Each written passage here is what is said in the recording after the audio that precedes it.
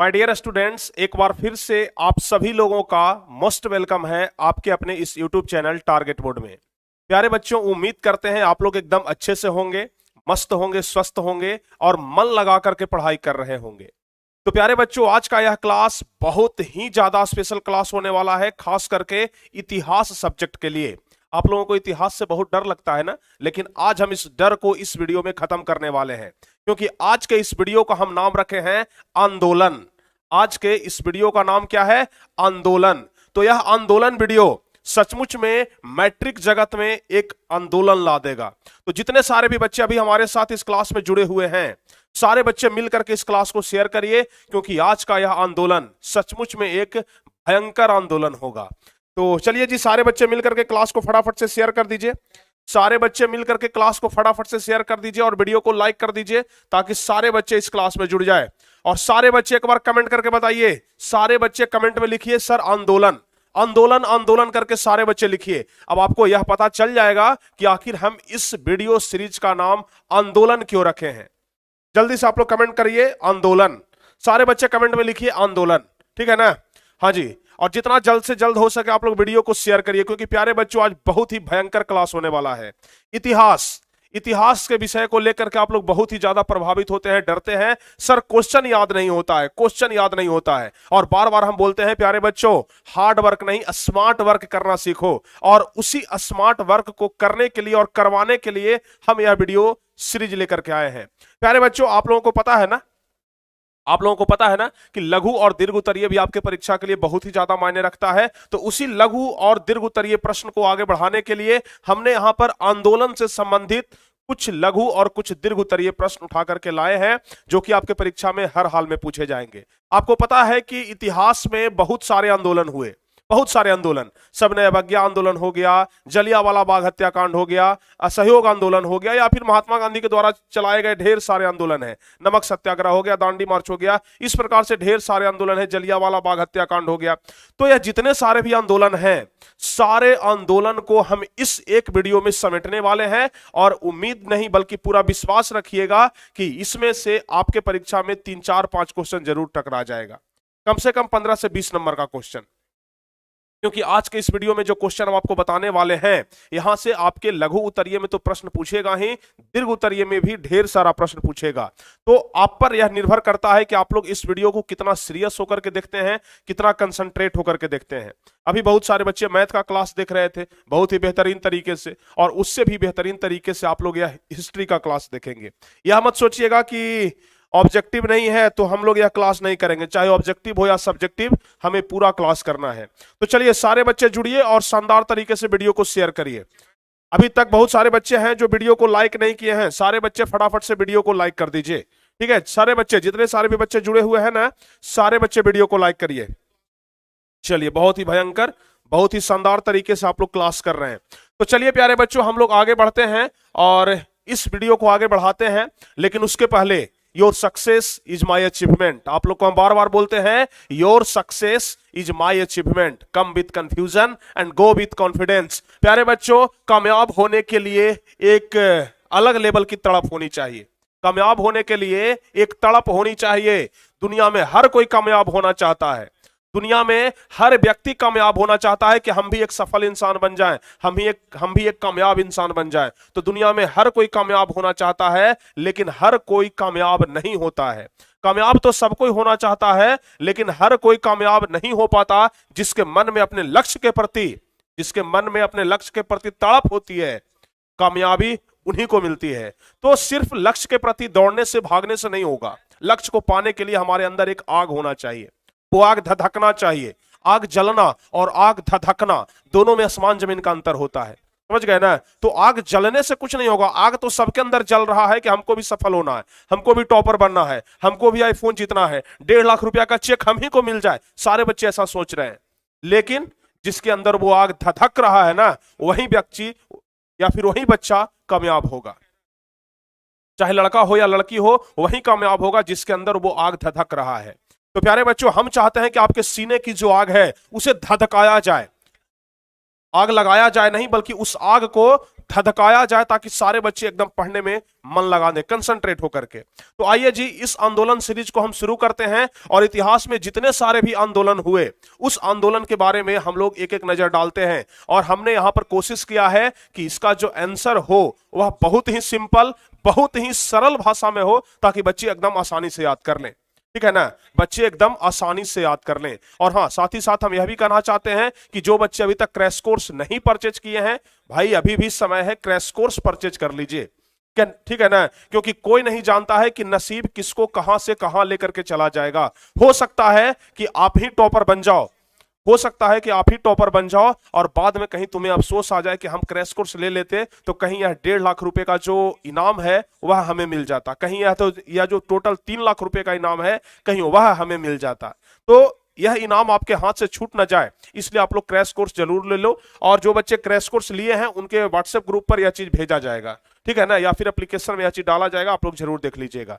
तो चलिए सारे बच्चे मिलकर के बोलिए, हाँ सर डरने की क्या बात है जब आप हमारे साथ हैं। यह तो बिल्कुल सही बात है, जब हम आपके साथ हैं तो फिर डरने का कोई जरूरत नहीं है, डरने का कोई जरूरत नहीं है, ठीक है ना।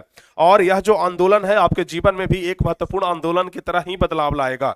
तो चलिए सारे बच्चे तैयार हो जाइए और हम लोग सबसे पहला आंदोलन से शुरुआत करते हैं। सबसे पहला आंदोलन भारत छोड़ो आंदोलन, ठीक है ना। अब अपना क्वेश्चन बैंक उलट करके देख लीजिएगा। भारत छोड़ो आंदोलन के बारे में हर एक वर्ष पूछा जाता है और इसी प्रकार से प्यारे बच्चों हमने ढेर सारे आंदोलन के बारे में यहां पर चर्चा करेंगे, बहुत सारे आंदोलन के बारे में चर्चा करेंगे जो आपके लिए बहुत ही ज्यादा महत्वपूर्ण है। खिलाफत आंदोलन, असहयोग आंदोलन, भारत छोड़ो आंदोलन, जलियांवाला बाग हत्याकांड, ठीक है ना, चिपको आंदोलन, इस प्रकार से जितने सारे भी आंदोलन हुए उस आंदोलन को हम लगभग इस एक वीडियो में समेटने का प्रयास करेंगे। तो सारे बच्चे एकदम कंसंट्रेट हो जाइए और सब मिलकर के बताइए, सब लोग तैयार हैं? सब मिलकर के बताइए, क्या सब लोग तैयार हैं? Are you ready? Are you ready? Yes और नो, सारे बच्चे मिलकर के बताइए। अगर हाँ तो सारे बच्चे लिखिए कि हाँ सर तैयार हैं इस आंदोलन के लिए। तो सारे बच्चे भाई तैयार हो जाइए और चलिए हम शुरुआत करते हैं भारत छोड़ो आंदोलन का। शुरुआत हम करते हैं भारत छोड़ो आंदोलन का और सबसे पहले हम यह देखेंगे कि आखिर यह भारत छोड़ो आंदोलन है क्या।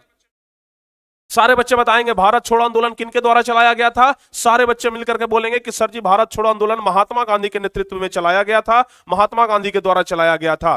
तो यह आंदोलन आखिर हुआ था कब? 9 अगस्त 1942 ईस्वी को हुआ था। जो बच्चे नहीं जानते हैं यहां से समझ लेंगे, जो बच्चे इतिहास नहीं पढ़े हैं, इतिहास में कमजोर है, इतिहास समझ में नहीं आता है, इतिहास भारी लगता है, इतिहास से कठिन सब्जेक्ट लगता है, हम आज गारंटी के साथ कहते हैं इतिहास में भी आपको उतना ही नंबर दिलवाएंगे जितना बाकी सब्जेक्ट में आएगा। समझ गए ना?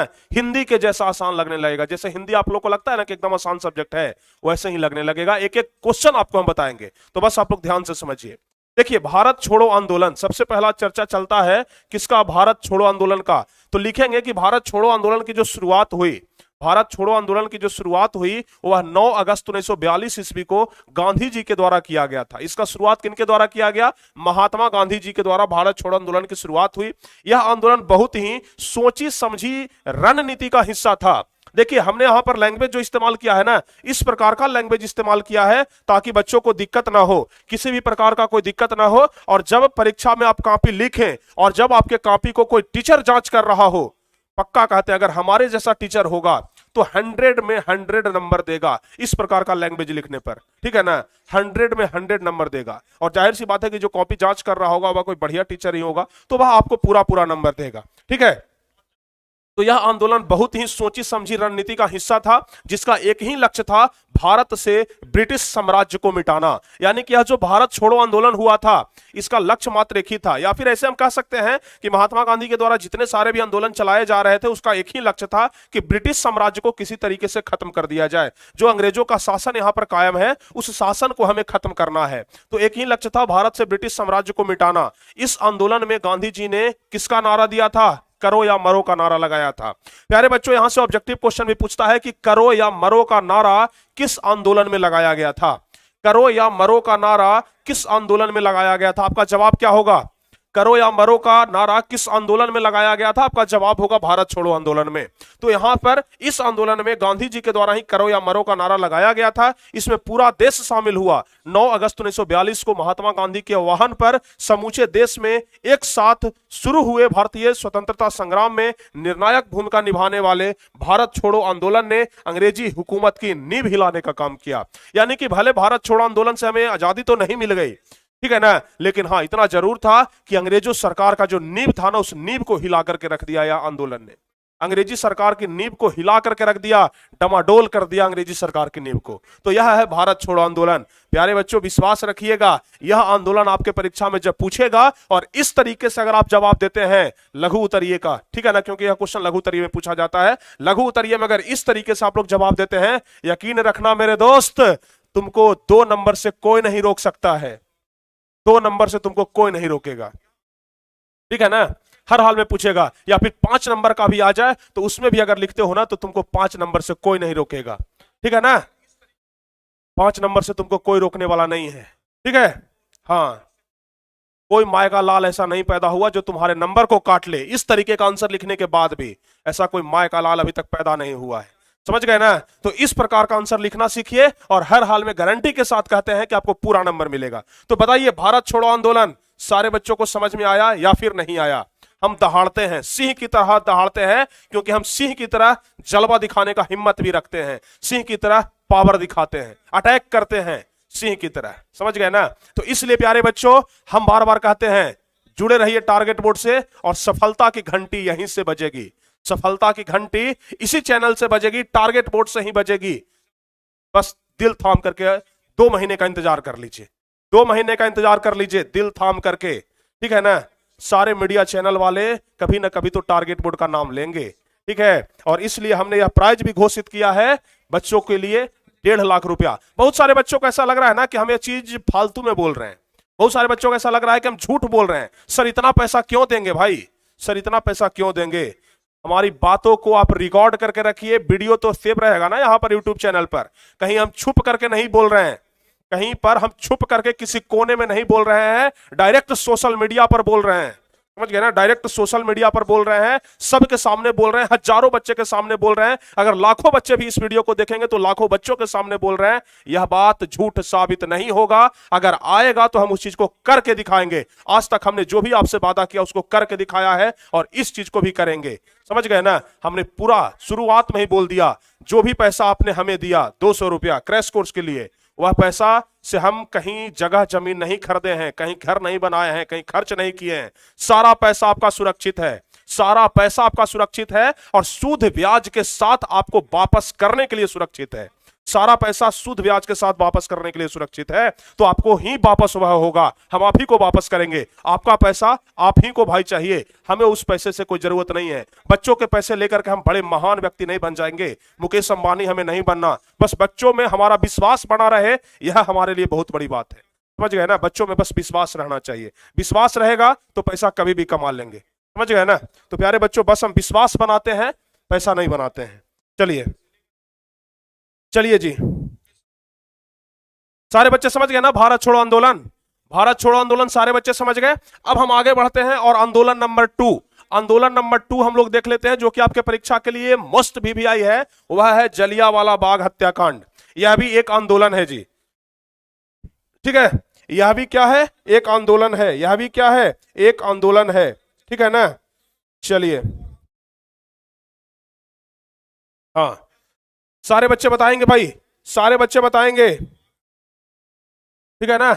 हाँ सारे बच्चे बताएंगे और आप लोग जबरदस्ती करो, जबरदस्ती करो कि हम हर हाल में यह क्वेश्चन सर सीखेंगे तो सीखेंगे, जबरदस्ती सीखेंगे, नहीं कैसे समझ में आएगा। इतनी हिम्मत नहीं इस क्वेश्चन में कि हमें ना समझ में आए। क्वेश्चन डरना चाहिए तुमसे, तुम क्वेश्चन से मत डरो, क्वेश्चन तुमसे डरेगा भाई, क्वेश्चन तुमसे डरेगा। चलिए जल्दी से, जलियांवाला बाग हत्याकांड आपको पता है ना। जलियांवाला बाग हत्याकांड में गोली किसने चलवाया था? जनरल ओ डायर ने चलवाया था। किसने? जनरल ओ डायर ने चलवाया था। किस दिन? तो बैसाखी के दिन चलवाया था। डेट भी सबको याद होना चाहिए, 13 अप्रैल 1919। डेट सबको याद होना चाहिए, 13 अप्रैल 1919, क्योंकि यह सब ऑब्जेक्टिव के लिए महत्वपूर्ण है। सब्जेक्टिव में से ही ऑब्जेक्टिव निकलता है, समझ गए ना। सब्जेक्टिव में से ऑब्जेक्टिव निकलता है। बाप से बेटे का जन्म होता है, बेटे से बाप का जन्म नहीं होता है, समझ गए ना। तो सब्जेक्टिव में से ऑब्जेक्टिव जन्मता है, समझ गए? ऑब्जेक्टिव कहां से जन्म लेता है? सब्जेक्टिव से, ना कि ऑब्जेक्टिव से सब्जेक्टिव बनता है, ऐसा नहीं है। तो सब्जेक्टिव पढ़िए, ऑब्जेक्टिव खुद ब खुद जन्म ले लेगा। तो चलिए प्यारे बच्चों, जलियांवाला बाग हत्याकांड 13 अप्रैल 1919 ईस्वी को पंजाब के अमृतसर के स्वर्ण मंदिर के पास एक छोटा सा बगीचा है, वहीं पर घटा था। स्वर्ण मंदिर कहां है जी? अमृतसर में है। अमृतसर कहां है? पंजाब में है। तो पंजाब के अमृतसर के पास एक छोटा सा बगीचा है जलियांवाला बाग, जिसका नाम है, उसी में यह घटना घटा था। इसे भारत के दो महान क्रांतिकारी नेता डॉक्टर सत्यपाल मलिक एवं सैफुद्दीन कुचलू को 9 अप्रैल 1919 ईस्वी को गिरफ्तार कर लिया गया। आखिर यह घटना क्यों घटा? आखिर किस उद्देश्य से लोग इस जलियांवाला बाग हत्याकांड में जमा हुए थे? तो इसका उद्देश्य था कि भारत के दो क्रांतिकारी वीर थे, जिनका नाम था सत्यपाल मलिक एवं सैफुद्दीन किचलू। उनको 9 अप्रैल 1919 ईस्वी को गिरफ्तार कर लिया गया था, जिसके कारण पूरे देश में खलबली मच गई। जब यह दोनों क्रांतिकारी नेता को गिरफ्तार किया गया तो सारे देश में खलबली मच गई। इस बात को लेकर के भारतीय जनता ने आपस में मिलकर के 13 अप्रैल को, बैसाखी के दिन, ध्यान से समझिएगा, 9 अप्रैल को इनको गिरफ्तार किया गया।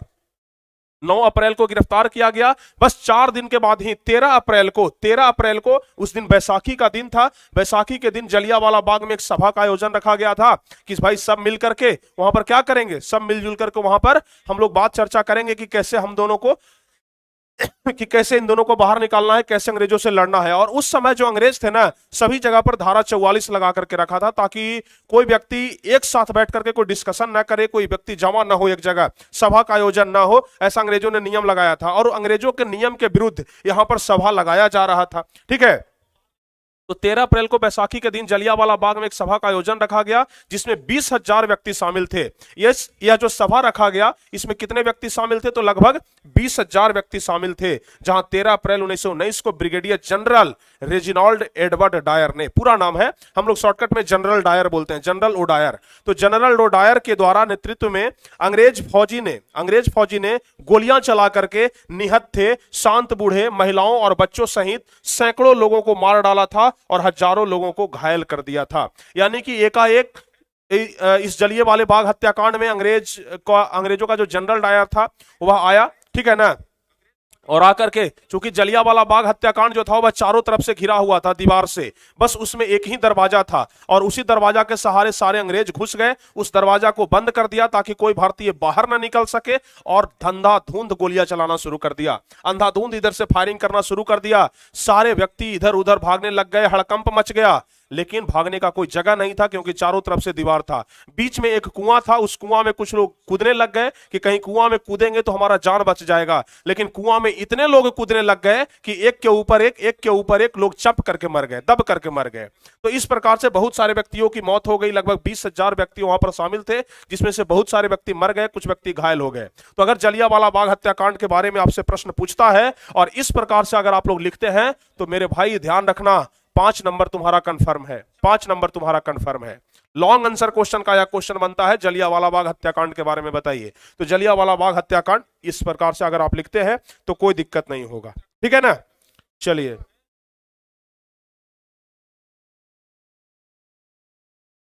सारे बच्चे हो गए भाई। सर आप सबका दिल जीत लिए हैं। हाँ बिल्कुल, यही चाहिए हमें, और कुछ नहीं चाहिए। सबका दिल जीत लें, सबको हम पर भरोसा हो जाए, बस यही चाहिए, ठीक है ना। सबको प्रिंस सर पर भरोसा हो, यही चाहिए। प्रिंस सर अगर कोई बात बोले तो सबको लगे कि हाँ सही बोल रहे हैं, बस हमें यही चाहिए, और कुछ नहीं चाहिए, ठीक है। तो बताइए सारे बच्चे यहां तक समझ गए? सारे बच्चे समझ गए। अब अगला नंबर आंदोलन क्या है? चौरी चौरा कांड।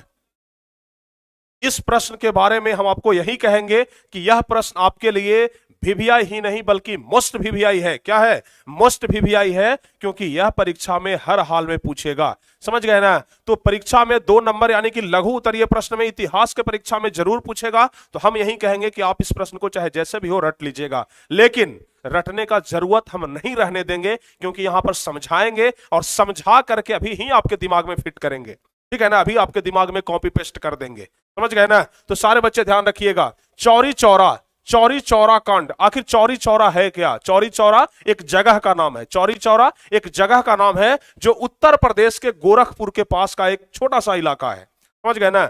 उत्तर प्रदेश का गोरखपुर जो गांव है, उत्तर प्रदेश का गोरखपुर जो शहर है, तो उत्तर प्रदेश के गोरखपुर में एक छोटा सा कस्बा है जिसका नाम है चौरी चौरा। वहां 5 फरवरी 1922 ईस्वी को, ध्यान रखिएगा, 5 फरवरी 1922 ईस्वी को भारतीयों ने ब्रिटिश सरकार की एक पुलिस चौकी को आग लगा दिया।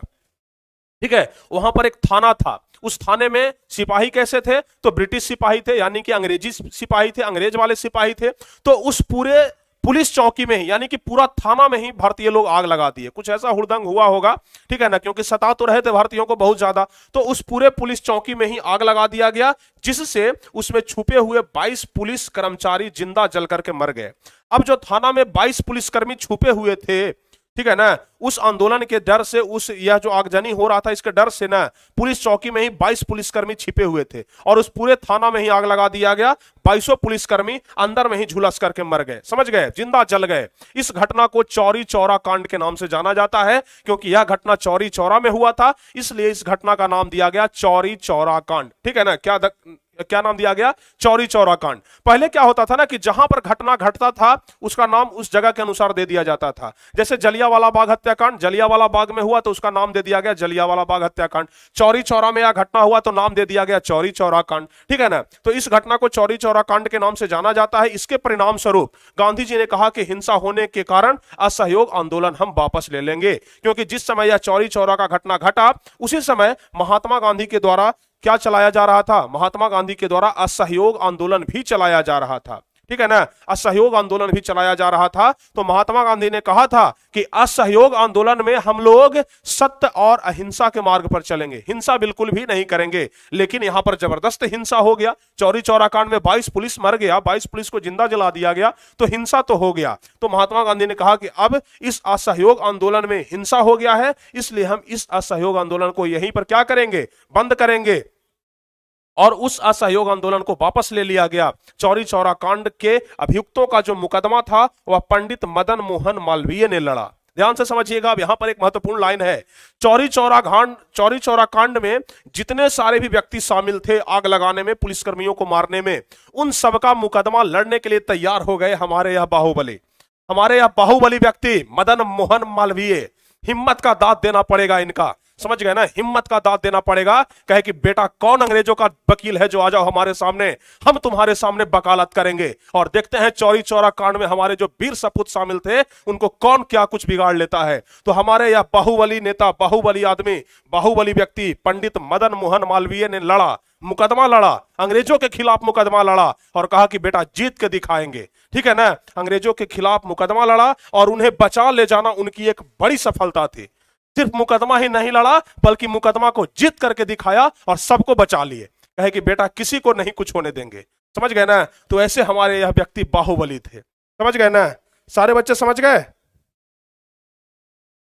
हाँ सारे बच्चे समझ गए। चलिए भाई, ठीक है ना। जब इतिहास पढ़ाते हैं तो सचमुच यार अंदर से आग लगता है, हमारा अंदर से आग लगता है, समझ गए ना। जब इतिहास पढ़ाते हैं तो अंदर से आग लगता है कि आग धधक रहा है, और वही आग हम आपके अंदर भी धधकाना चाहते हैं। ठीक है, चलिए सारे बच्चे समझ गए।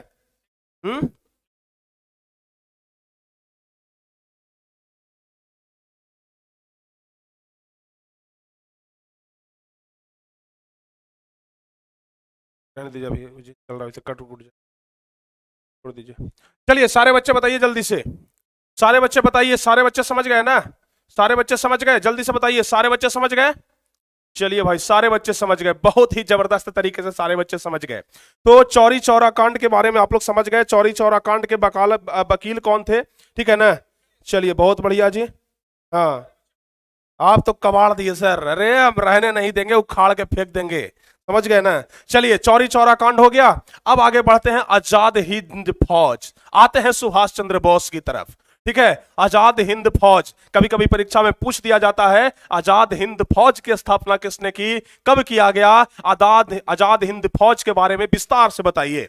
तो प्यारे बच्चों यहां पर हम आपको बहुत ही विस्तार से बताने वाले हैं आजाद हिंद फौज के बारे में, और यह प्रश्न आपके परीक्षा में भी पूछेगा और आपके परीक्षा में भी इसी प्रकार से आपको आंसर लिखना है। क्या लिखेंगे हम लोग, आजाद हिंद फौज का गठन पहली बार राजा महेंद्र प्रताप सिंह द्वारा 29 अक्टूबर 1915 को अफगानिस्तान में हुआ था। आजाद हिंद फौज की स्थापना कहां पर हुआ था? सबसे पहले कहां पर हुआ था? अफगानिस्तान में हुआ था। ध्यान रखिएगा, अफगानिस्तान में हुआ था। मूल रूप से उस वक्त यह आजाद हिंद सरकार की सेना थी। किसकी सेना थी? आजाद हिंद सरकार की सेना थी, जिसका लक्ष्य अंग्रेजों से लड़ करके भारत को स्वतंत्रता दिलाना था। यानी कि यह जो सेना तैयार किया गया था ना, आजाद हिंद सरकार की सेना, इसका मात्र एक ही लक्ष्य था। क्या लक्ष्य था? इसका एक ही लक्ष्य था कि अंग्रेजों से लड़ेंगे और भारत को स्वतंत्रता दिलाएंगे, भारत को आजाद करेंगे। द्वितीय विश्व युद्ध के दौरान सन 1942 में जापान की सहायता से टोक्यो में रास बिहारी बोस ने भारत को अंग्रेजों के कब्जे से स्वतंत्र कराने के लिए आजाद हिंद फौज या इंडियन नेशनल आर्मी नामक सशस्त्र सेना का गठन किया था। ठीक है, यानी कि ध्यान से समझिएगा, जिस समय द्वितीय विश्व युद्ध चल रहा था, जिस समय द्वितीय विश्व युद्ध चल रहा था, उसी समय जापान की सहायता से टोक्यो में रास बिहारी बोस ने भारत को अंग्रेजों के कब्जे से स्वतंत्र करने के लिए, कि भारत को हम आजादी दिलाएंगे, भारत को अंग्रेजी जो शासन था उसे मुक्त करने के लिए आजाद हिंद फौज की स्थापना की, जिसे नाम दिया गया इंडियन नेशनल आर्मी, INA। ठीक है ना, इसे एक सशस्त्र सेना कहा गया और ऐसे ही एक सशस्त्र सेना का संगठन किया। इसमें करीब 40,000 भारतीय स्त्री पुरुष को प्रशिक्षित सेना का गठन दिया गया। यानी कि यह जो आजाद हिंद फौज की स्थापना की गई, इसमें भारतीय लगभग 40,000 महिला और पुरुष को सेना बनाया गया, सबको तैयार किया गया, सबको एकदम ट्रेनिंग दिया गया, हाई ट्रेनिंग, कि जब अंग्रेज आए ना तो कैसे उससे निपटना है। तो सबको, यानी कि इस 40,000 भारतीय स्त्री पुरुषों को जबरदस्त तरीके से प्रशिक्षण देकर के सेना बनाया गया। इस सेना के गठन में कैप्टन मोहन सिंह, रास बिहारी बोस एवं निरंजन सिंह गिल ने महत्वपूर्ण भूमिका निभाई। तो बस इतना ही है आजाद हिंद फौज के बारे में। अगर इतना लिखते हैं तो नंबर आपको पूरा मिलेगा, भरपूर मिलेगा। ठीक है ना? हाँ, बताइए, सारे बच्चे समझ गए? सारे बच्चे समझ गए या फिर कहीं कोई दिक्कत है? सारे बच्चे समझ गए ना? सारे बच्चे समझ गए तो जबरदस्त तरीके से वीडियो को लाइक और शेयर करिए। आज आग लगा देना है, सचमुच में आज आग लगा देना है। ठीक है ना? चलिए, सारे बच्चे मिलकर के लाइक और शेयर करिए। सिर्फ कहना नहीं है, करके दिखाना है। हम सिर्फ बोल रहे हैं तो यहां से सुनकर के यहां से निकालना नहीं है। लाइक और शेयर करिए, सारे बच्चे मिलकर के लाइक और शेयर करिए। चलिए आगे बढ़ जाएं।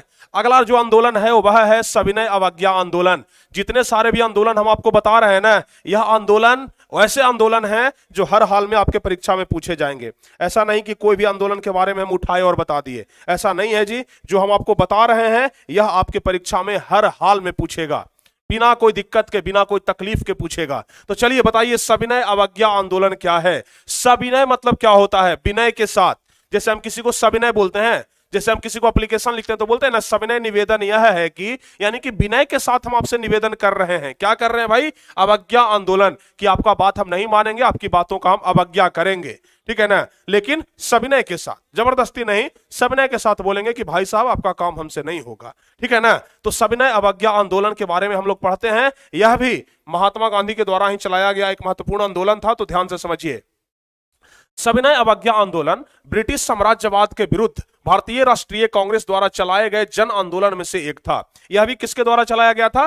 भारतीय राष्ट्रीय कांग्रेस के द्वारा चलाया गया था। उस समय क्योंकि मुख्य पार्टी के रूप में भारतीय राष्ट्रीय कांग्रेस ही था, तो भारतीय राष्ट्रीय कांग्रेस के द्वारा चलाया गया एक महत्वपूर्ण आंदोलन था। 1929 ईस्वी तक भारत को ब्रिटेन के इरादे पर शक होने लगा कि वह औपनिवेशिक स्वराज्य प्रदान करने की अपनी घोषणा पर अमल करेगा कि नहीं करेगा। देखिए हुआ क्या था 1929 ईस्वी में, कि अंग्रेज लोग सब बोला था ना कि देखो भाई, हम जरूर यहां पर अपना औपनिवेशिक शासन कर रहे हैं, यानी कि भारत को गुलाम बन करके रखे हैं, लेकिन हम इसे बहुत जल्द क्या करेंगे? स्वतंत्र कर देंगे। यानी कि औपनिवेशिक तो हमारा ही रहेगा, लेकिन राजा तुम्हारा बना देंगे, प्रधानमंत्री तुम्हारा बना देंगे, लेकिन हम यहां पर क्या करेंगे? शासन करेंगे, लेकिन तुमको यह औपनिवेशिक सत्ता से मुक्त कर देंगे। तो भारतीय लोग उस पर विश्वास भी कर लिए थे। लेकिन 1929 ईस्वी तक क्या हुआ कि सबको डाउट होने लगा, सबको लगने लगा कि अंग्रेजमन हम लोगों को लॉलीपॉप खिला रहा है। समझ गए ना? लॉलीपॉप अंग्रेज हमको दे रहा है भाई, कुछ नहीं हमको करेगा, कुछ नहीं देगा। सबको यह भ्रम में डाल करके रखा है। इसलिए सबको लगा कि औपनिवेशिक स्वराज प्रदान करने की अपनी घोषणा पर जो अमल करने के लिए बोला था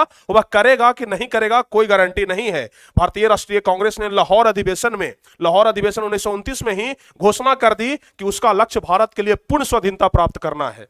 यानी कि उसी समय क्योंकि अंग्रेज लोग बोला था कि हम अपनी बेसिक सत्ता से मुक्त कर देंगे, तो भारतीय लोग लाहौर में ही घोषणा कर दिए कि हमको सत्ता से मुक्त नहीं होना है। सुन लो कान खोल करके, हमको पूर्ण स्वराज चाहिए, पूरी आजादी चाहिए हमको। क्या तुम कोई दान में उपहार दे रहे हो स्वतंत्रता दे करके, अपनी बेसिक सत्ता से मुक्त करके? क्या कोई हमें उपहार दे रहे हो, कोई दान दे रहे हो? हमें दान नहीं चाहिए, हमें पूर्ण स्वतंत्रता चाहिए, पूर्ण स्वाधीनता चाहिए। और पूर्ण स्वाधीनता की घोषणा लाहौर अधिवेशन में ही कर दिया। यहां से एक प्रश्न ऑब्जेक्टिव में भी पूछता है कि पूर्ण स्वाधीन क्या कहता है कि पूर्ण स्वराज की मांग किस वार्षिक अधिवेशन में किया गया था?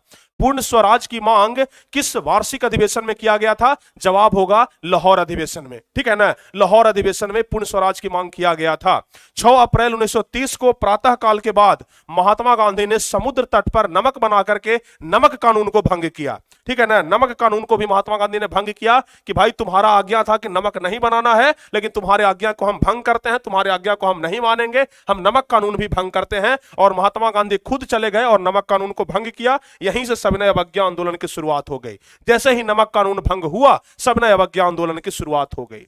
अब जो अंग्रेज लोग था ना, वह नमक नहीं बनाने देता था भारतीयों को, कहता था कि नमक हम बनाएंगे और चाहे जितना भी टैक्स ले आपको नमक खरीदना पड़ेगा। अब नमक एक ऐसा चीज है जो कि हर एक घर में यूज होता है, हर एक घर में सब्जी बनता है भाई, उसमें नमक चाहिए ही चाहिए, ठीक है ना। तो हर एक घर में यूज होने वाला था, तो लोगों को मजबूरी में खरीदना पड़ता था। जबकि भारतीय अगर चाहते तो नमक खुद से भी बना सकते थे, समुद्र के पानी से तो नमक बनता है।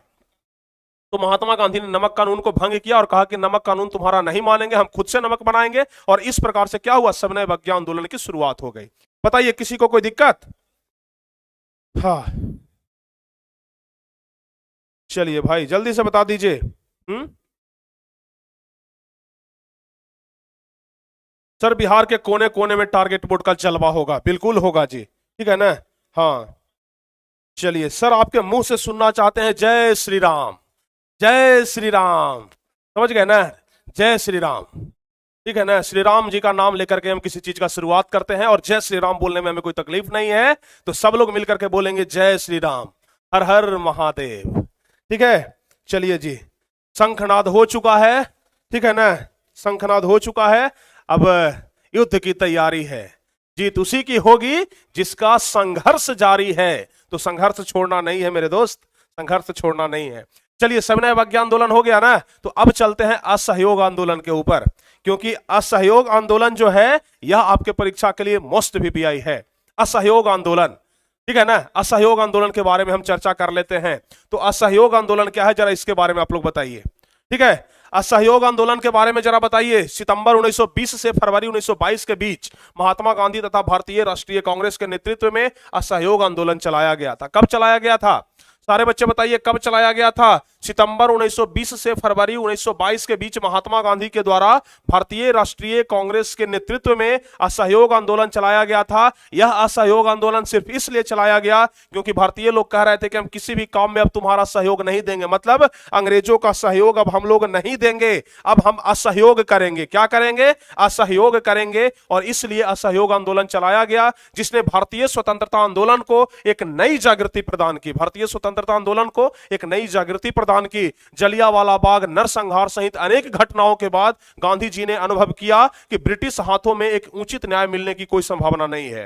गांधी जी इतना समझ गए थे कि बार बार कोई ना कोई घटना घट जा रहा है, कभी जलियांवाला बाग घट जा रहा है, कभी और भी कोई बड़ा आंदोलन हो जा रहा है, इसलिए हमें ब्रिटिश सरकार से कोई उम्मीद नहीं करना चाहिए, उससे हमें उचित न्याय मिलने की कोई संभावना नहीं है। महात्मा गांधी समझ गए थे कि ब्रिटिश सरकार से हमें कोई उम्मीद नहीं है कि हमें कोई उचित न्याय मिलेगा, इसलिए उन्होंने ब्रिटिश सरकार से राष्ट्र के सहयोग को वापस लेने की योजना बनाई। क्या? राष्ट्र के सहयोग को वापस लेने की योजना बनाई, और इस प्रकार असहयोग आंदोलन की शुरुआत की गई और देश में प्रशासनिक व्यवस्था पर प्रभाव हुआ। यह आंदोलन अत्यंत सफल रहा क्योंकि इसे लाखों भारतीयों का प्रोत्साहन मिला। इस आंदोलन से ब्रिटिश पदाधिकारी हिल गए। यह जो असहयोग आंदोलन हुआ ना, इससे सारे ब्रिटिश जो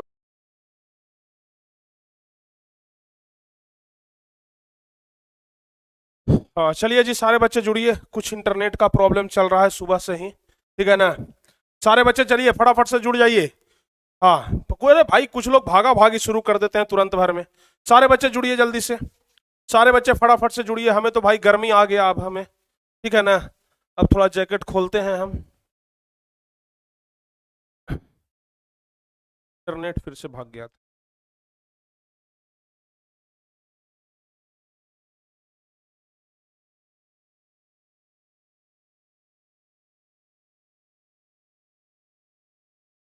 चलिए सारे बच्चे जुड़ जाइए, ठीक है। जो बच्चे भागा भागी किए हैं ना, सारे बच्चे जुड़ जाइए यहां पर। चलिए, असहयोग आंदोलन के बारे में आप लोग समझ गए ना? असहयोग आंदोलन के बारे में समझ गए? असहयोग आंदोलन सारे बच्चे समझ गए? चलिए बहुत बढ़िया। आगे अब है नमक सत्याग्रह या दांडी मार्च क्या है, क्योंकि कभी कभी नमक सत्याग्रह के बारे में पूछ दिया जाता है कि नमक सत्याग्रह क्या है। तो चलिए जी, सारे बच्चे जो यहां से भागा भागी किए हैं ना, बड़ा मतलब गंदा लगता है, आप लोग तुरंत यहां से निकल जाते हैं। जल्दी से बताइए नमक सत्याग्रह या दांडी मार्च क्या है? सारे बच्चे जुड़िए और बताइए नमक सत्याग्रह या दांडी मार्च क्या है। दांडी मार्च, जिसे नमक सत्याग्रह या फिर दांडी सत्याग्रह के रूप में भी जाना जाता है। दांडी मार्च यही वो चीज है, यही वो आंदोलन है जहां पर महात्मा गांधी नमक सत्याग्रह को भंग किए थे। क्या किए थे? नमक कानून को भंग किए थे। ठीक है, तो ध्यान रखिएगा, दांडी मार्च, जिसे नमक मार्च दांडी सत्याग्रह के रूप में जाना जाता है, जो सन 1930 ईस्वी में महात्मा गांधी के द्वारा अंग्रेज सरकार के नमक के ऊपर कर लगाने के कानून के विरुद्ध किया गया सविनय कानून भंग कार्यक्रम था। यानी कि अंग्रेजों ने जो नमक कानून, जो नमक के ऊपर कर लगा दिया था ना, जो नमक के ऊपर टैक्स लगाया था, उसे भंग करने का यह कानून था। उसे क्या करने का कानून था? उसे भंग करने का कानून था। समझ गए ना, कि उसको किसी तरीके से नमक कानून को खत्म करना है। यह ऐतिहासिक सत्याग्रह कार्यक्रम गांधी जी समेत 78 लोगों के द्वारा अहमदाबाद साबरमती आश्रम से समुद्र तटीय गांव दांडी तक पैदल यात्रा करके 6 अप्रैल 1930 को नमक हाथ में लेकर के नमक विरोधी कानून का भंग किया। यहां पर देख रहे हैं कि सारे नेता यहां पर जुड़े हुए हैं। महात्मा गांधी को यहां पर आप बीच में देख सकते हैं। महात्मा गांधी बीच में नमक हाथ में उठाते हैं और कहते हैं कि आज से नमक के लिए हम अंग्रेजों पर निर्भर नहीं रहेंगे। आज से हम अपना नमक खुद बनाएंगे और खुद नमक को खाएंगे।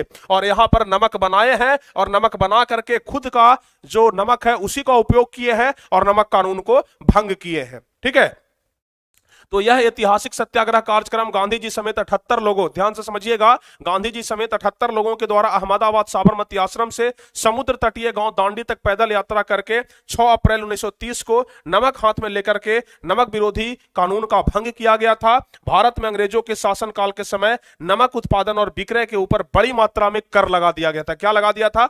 बड़ी मात्रा में कर लगा दिया गया था। देखिए, यह क्वेश्चन जो है ना, यह दीर्घ उत्तरीय का क्वेश्चन है। हमेशा यह दीर्घ उत्तरीय में पूछता है, 5 नंबर का क्वेश्चन है, इसलिए जवाब थोड़ा सा इसका बड़ा होगा। हड़बड़ाना नहीं है, घबरा जाइएगा तो फिर गिर जाइएगा, हड़बड़ाना नहीं है। ठीक है, तो उत्पादन और विक्रय के ऊपर, यानी कि नमक का जो उत्पादन है और विक्रय है उसके ऊपर बहुत भारी मात्रा में टैक्स लगा दिया गया था।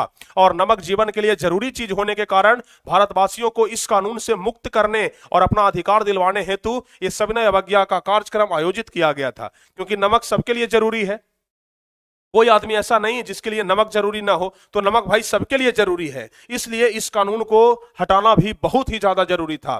कानून भंग करने के बाद सत्याग्रहियों ने अंग्रेजों की लाठियां खाई थी। जाहिर सी बात है कि अंग्रेजों के द्वारा बना गया कानून अगर भंग करिएगा तो लाठी तो खाना पड़ेगा ना। जैसे अभी संविधान है, अगर संविधान का उल्लंघन करिएगा तो लाठी चार्ज तो होगा, पुलिस तो आएगा, मारेगा, डेंगाएगा। और उस समय तो भाई अंग्रेजों का ही समय था, अंग्रेज लोग शासन कर रहे थे, मनमाना कर रहे थे, तो लोगों ने अंग्रेजी शासन के खिलाफ जाकर के नमक कानून को भंग किया था। इसलिए अंग्रेजों की लाठियां भी खानी पड़ी, परंतु पीछे नहीं मुड़े थे। अंग्रेजों का लाठी खा लिए, बोले कि मार बेटा, जितना मारना है उतना मारो, लेकिन तुम्हारे मारने से हम पीछे नहीं हटने वाले हैं। अंग्रेजों के लाठियों खाने से वह पीछे नहीं मुड़े थे। 1930 को गांधी जी ने इस आंदोलन को किया। इस आंदोलन में लोगों ने गांधी जी के साथ पैदल यात्रा की और नमक पर जो टैक्स लगाया गया था उसका विरोध किया गया। इस आंदोलन में कई नेताओं को गिरफ्तार भी किया गया। ठीक है ना, क्योंकि अंग्रेज लोग तो भाई अपना पावर दिखाते हैं ना, कि हम भी पावर वाले हैं, हम भी पावर वाले हैं। ठीक है, तो इस आंदोलन में कई नेताओं को गिरफ्तार कर लिया गया। यह आंदोलन पूरे 1 साल तक चला और 1931 ईस्वी को गांधी इरविन समझौते हुए और गांधी इरविन समझौता से इसको खत्म किया गया। उसके बाद बोला गया चलो ठीक है भाई, नमक पर अब हम टैक्स नहीं लेंगे। तो गांधी इरविन समझौता से यह खत्म हुआ था। जो गांधी इरविन समझौता है यह गांधी जी, महात्मा गांधी के बीच हुआ और अंग्रेजों का ही एक पदाधिकारी था जिसका नाम था लॉर्ड इरविन, तो उसके साथ हुआ था। समझ गए ना, और इसलिए नाम रखा गया गांधी इरविन समझौता। इसी आंदोलन से सविनय अवज्ञा आंदोलन की शुरुआत हुई थी। इस आंदोलन ने संपूर्ण देश में अंग्रेजों के खिलाफ व्यापक जनसंघर्ष को जन्म दिया था। यहीं से सारे भारतवासी जाग गए, बोले कि अब तो नमक पर से टैक्स भी हटा दिया गया, अब किस बात का डर है, अब तो आराम से हम लोग राज करेंगे और नमक बनाएंगे, नमक पर टैक्स नहीं देंगे। ठीक है ना, सारे बच्चे समझ गए? सारे बच्चे समझ गए ना? आंदोलन ने संपूर्ण देश में अंग्रेजों के खिलाफ व्यापक जनसंघर्ष को क्या कर दिया? जन्म दे दिया। तो बताइए चलिए भाई, सबको समझ में आ गया? जल्दी से बताइए, सबको समझ में आ गया ना? सारे बच्चे कमेंट करके बताइए कि हाँ सर हमें समझ में आ गया। सारे बच्चे कमेंट करके बताइए कि हाँ सर हम समझ गए हैं। जल्दी से कमेंट करिए, हम सबका कमेंट देख रहे हैं। चलिए बहुत बढ़िया, सारे बच्चे कमेंट करके बताइए कि यस सर हम समझ गए। आज का यह क्लास आपको कैसा लग रहा है? जल्दी से बताइए तो सारे बच्चे, यह क्लास आपको कैसा लग रहा है? सारे बच्चे कमेंट करके बताएंगे।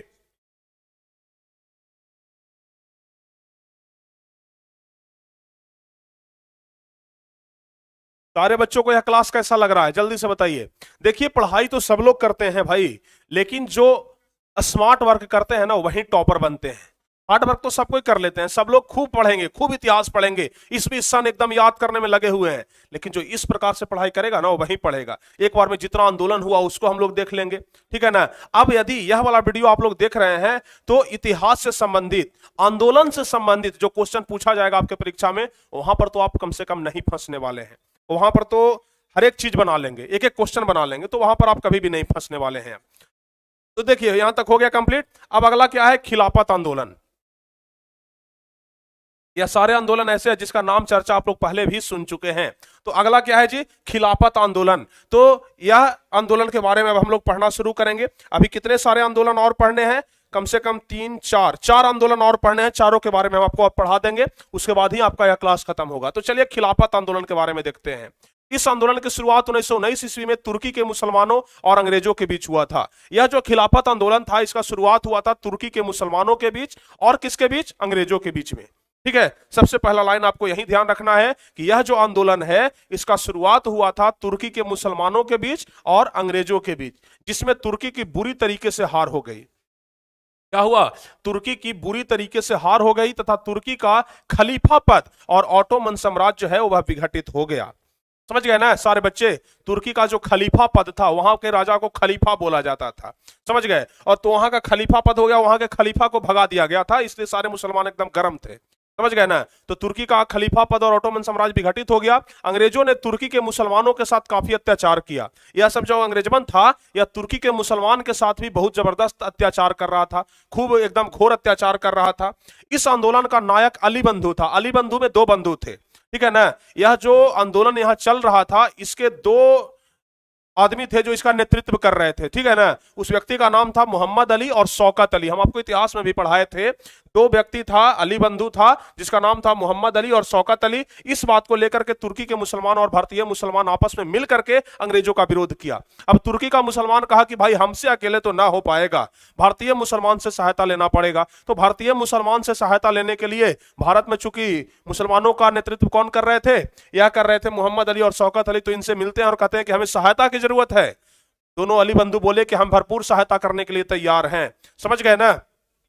तो इस बात को लेकर के तुर्की के मुसलमान और भारतीय मुसलमान आपस में मिलकर के अंग्रेजों का विरोध किया। इसमें गांधी जी के द्वारा हिंदू और मुसलमान की एकता को स्थापित करने का कार्य किया गया। यानी कि गांधी जी के द्वारा हिंदू और मुस्लिम, देखिए कि जब मुस्लिम जब साथ कर रहा है ना, तो यही एक मौका है कि हिंदू और मुस्लिम को एक किया जाए। क्योंकि अंग्रेज जो था वह हिंदू और मुसलमानों को फोड़ करके रखना चाहता था, ठीक है ना? उसका कहना ही था कि फूट डालो और शासन करो, ठीक है ना? क्या कहना था? फूट डालो और शासन करो, ठीक है ना? अभी आप लोग देखते हैं अंग्रेजों का किरदार कौन निभा रहा है? सब मीडिया वाला निभा रहा है। अभी अंग्रेजों का किरदार सब मीडिया वाला निभा रहा है। हिंदू और मुसलमान में हमेशा झगड़ा करवाते रहता है, सब मीडिया वाला यहाँ पर चोचला करवाते रहता है, झूठों का बताते रहेगा कि हिंदू मुसलमान हिंदू मुसलमान हिंदू मुसलमान राइट हो जाएगा। अरे ऐसा कुछ नहीं है। आजकल के मीडिया अंग्रेज लोग से कम नहीं है, हिंदू मुसलमान सब घड़ी करते रहते हैं, ठीक है ना? उस समय अंग्रेज लोग भी करते थे, हिंदू मुसलमान, हिंदू और मुसलमानों को फोड़ करके रखो, फूट डाल के रखो, फूट डालो और शासन करो। और महात्मा गांधी ने इसे दूर करने का प्रयास किया, कहा कि नहीं, हिंदू और मुसलमान को एक होना पड़ेगा, तभी स्वतंत्रता मिलेगा, नहीं तो स्वतंत्रता नहीं मिलेगा। इसलिए हिंदू और मुसलमान को महात्मा गांधी के द्वारा क्या किया गया? एकता का स्थापित करने का कार्य किया गया। तो खिलाफत आंदोलन सारे बच्चे समझ गए? खिलाफत आंदोलन सारे बच्चे समझ गए ना? उसके बाद अगला है बंग भंग आंदोलन। बंग भंग आंदोलन, जो बंगाल का विभाजन हुआ था ना, उसी को बोला जाता है बंग भंग आंदोलन। और इस आंदोलन के बारे में भी पूछा जाता है परीक्षा में, ठीक है? आज हम वो सब आंदोलन बता देंगे जो आपके लिए महत्वपूर्ण है। तो बंग भंग आंदोलन ध्यान से समझिएगा। अब हम आपको बताने वाले हैं बंग भंग आंदोलन, ठीक है ना? चलिए, हाँ। चलिए भाई आगे बढ़ते हैं हम। अगला है बंगाल विभाजन के निर्णय की घोषणा 19 जुलाई 1905 को भारत के तत्कालीन वायसराय करजन के द्वारा किया गया था। देखिए भारत में बंगाल एक पहले भारत में बंगाल था, लेकिन अब बंगाल को अलग करने का प्रयास किया गया। क्यों किया गया? क्योंकि बंगाल में मुसलमानों की संख्या ज्यादा थी, समझ गए ना। बंगाल में मुसलमानों की संख्या ज्यादा थी और मुसलमानों की संख्या ज्यादा रहने के कारण लोगों को ऐसा लग रहा था कि मुसलमानों को एक अलग राज्य दे दिया जाए, समझ गए ना। और हुआ क्या, 19 जुलाई 1905 ईस्वी को उस समय के भारत के तत्कालीन जो वायसराय थे, ठीक है ना, जो वायसराय थे, लॉर्ड कर्जन नाम था उनका, वायसराय लॉर्ड कर्जन नाम था, उनके द्वारा क्या किया गया, मुस्लिम बहुल प्रांत का सृजन करने के उद्देश्य से ही भारत के बंगाल को दो भागों में बांट दिए जाने का निर्णय लिया गया। यानी कि चूंकि वहां पर मुस्लिम का संख्या ज्यादा था, मुसलमान ज्यादा था, इसलिए यह निर्णय लिया गया कि मुसलमानों को क्या कर देना है, मुसलमानों को बांट देना है, मुसलमानों को अलग कर देना है, और उसे दो भागों में बांट दिया गया। बंगाल विभाजन 16 अक्टूबर 1905 से प्रभावी हुआ। बंटवारा तो हो गया 19 जुलाई 1905 को ही, लेकिन 16 अक्टूबर 1905 से अप्रभावी हुआ। इतिहास में इसे बंग भंग के नाम से भी जाना जाता है। यानी कि जो बंगाल विभाजन है ना, इसी को बंग भंग आंदोलन के नाम से जाना जाता है। तो अगर आपसे परीक्षा में पूछा जाता है कि बंग भंग आंदोलन क्या है, तो चौंकना नहीं है कि बंग भंग क्या हो गया जी। अरे भाई, बंगाल विभाजन को ही बोला जाता है बंग भंग आंदोलन, समझ गए ना। तो इतिहास में इसे बंग भंग के नाम से जाना जाता है। यह अंग्रेजों की फूट डालो और शासन करो वाली नीति का ही एक अंग था, ठीक है ना। क्योंकि अंग्रेज लोग हमेशा चाहता था कि मुसलमान को अलग रखो, हिंदू को अलग रखो। जहां दोनों मिल गया तो समझो कि हमारा सत्यानाश हो जाएगा, फिर हमारे ऊपर गाज गिर जाएगा। इसलिए जो अंग्रेज लोग थे ना, यह चाहते थे कि हिंदुओं को अलग और मुसलमान को अलग रखा जाए, समझ गए। और इसलिए मुसलमानों को एक अलग जगह देने का विचार कर रहे थे कि मुसलमानों को बांट कर कहीं अलग कर देते हैं। पूरे बंगाल में मुसलमान रहेगा तो मुसलमानों को अलग क्या कर रहे थे, अलग कर रहे थे। यानी कि फूट डालो और शासन करो वाली नीति का ही एक अंग बना रहे थे। अतः इसके विरोध में 1908 ईस्वी में संपूर्ण देश में बंग भंग आंदोलन शुरू हो गया। जब बंगाल विभाजन की बात हुई तो पूरे देश में एक आंदोलन हो गया, पूरे देश में एक आंदोलन हो गया। उस आंदोलन का नाम दिया गया बंग भंग आंदोलन। यानी कि बंग से बंगाल, भंग से अलग, और आंदोलन यानी कि बंगाल को अलग करने का जो आंदोलन हुआ उसी का नाम दिया गया बंग भंग आंदोलन। इस विभाजन के कारण उत्पन्न उच्च स्तरीय राजनीतिक अशांति के कारण 1911 में दोनों तरफ की भारतीय जनता के दबाव की वजह से बंगाल के पूर्वी एवं पश्चिमी हिस्से पुनः एक हो गए, ठीक है ना। बंगाल को भी दो भागों में बांटा गया था, बंगाल को भी दो भागों में, पूर्वी बंगाल और पश्चिमी बंगाल, लेकिन बाद में फिर दोनों को एक कर दिया गया, ठीक है। इसे ही कहा गया बंग भंग आंदोलन। हाँ, जल्दी से बताइए, कोई दिक्कत?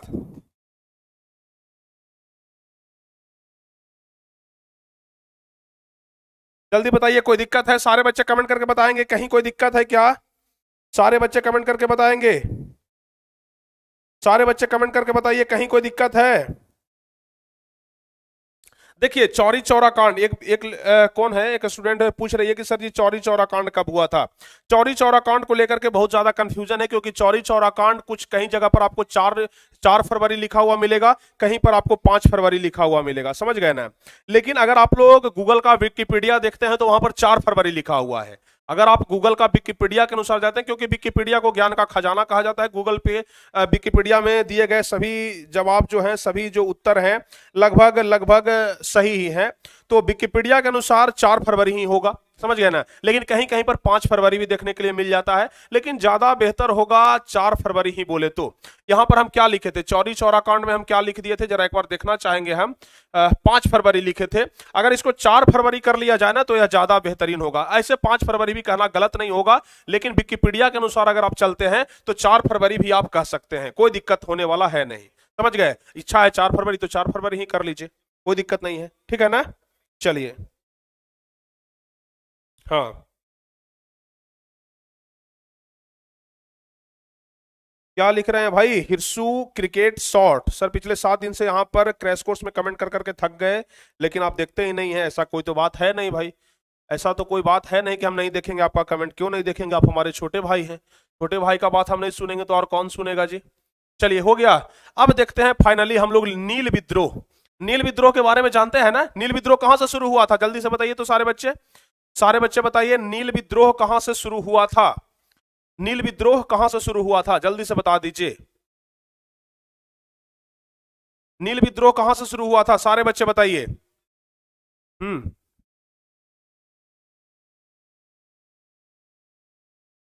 नील विद्रोह कहां से शुरू हुआ था, जल्दी से बताइए। तो आप लोग का कहना है कि सर जी नील विद्रोह शुरू हुआ था कहां से, पश्चिमी चंपारण से शुरू हुआ था। कहां से शुरू हुआ था, चंपारण से शुरू हुआ था, ध्यान रखिएगा।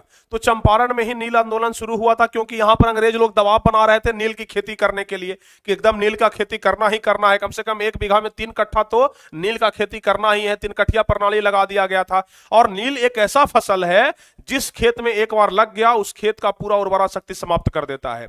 यानी कि एक बार अगर नील लगा दिए तो फिर दोबारा उस खेत में जल्दी कुछ बढ़िया पैदावार नहीं होता था। इसलिए लोग नील का खेती नहीं करना चाहते थे, समझ गए ना। इसलिए लोग क्या नहीं करना चाहते थे, नील का खेती नहीं करना चाहते थे। और इसलिए यह विद्रोह हुआ जो कि बिहार और बंगाल के किसान मिलकर के किए थे।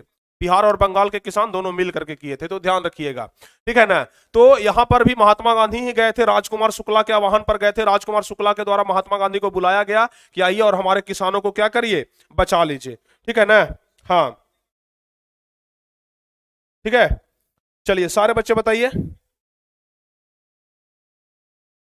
चलिए बहुत बढ़िया, आगे बताइए जी। 19वीं शताब्दी के लगभग मध्य से लेकर के भारत की स्वतंत्रता प्राप्ति तक अंग्रेजी शासन के विरुद्ध अनेक किसान आंदोलन हुए। इसमें 1859-60 में बंगाल में हुआ नील विद्रोह किसानों का अंग्रेजी शासन के विरुद्ध पहला संगठित वो सर्वाधिक जुझारू विद्रोह था।